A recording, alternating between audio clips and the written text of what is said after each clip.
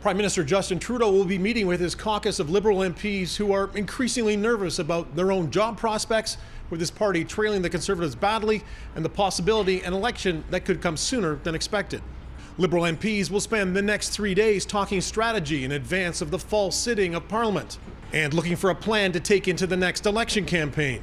Just days after the party's national campaign director, Jeremy Broadhurst, suddenly announced he was stepping down. And the same week, the NDP announced it had pulled out of the agreement to keep the Liberals in power until June of 2025. Out front of the caucus retreat, calls from the usual group of protesters for Trudeau to do the same. So far, only one Liberal MP has publicly echoed the call for the Prime Minister to step aside. But this caucus is restive and looking for Trudeau to lay out a new direction. Trudeau is expected to encourage MPs to talk up the government's measures to address the affordability and housing crises.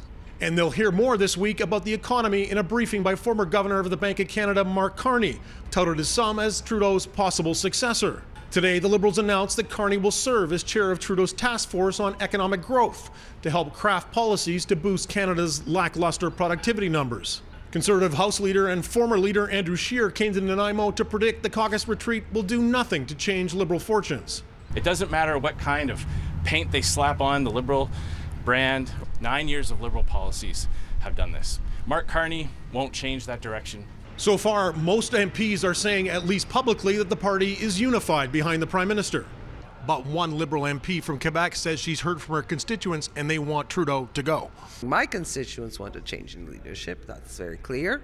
I don't. We were aware that we were going to have a few years that were going to be rough, but I think that the economic situation is turning in Canada. But privately, Liberals are nervous, especially now, a week away from a crucial by-election in what was once considered a safe seat in Montreal.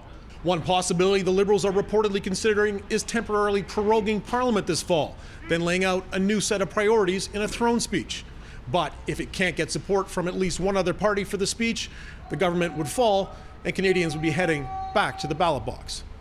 Glenn McGregor, City News, Nanaimo, British Columbia.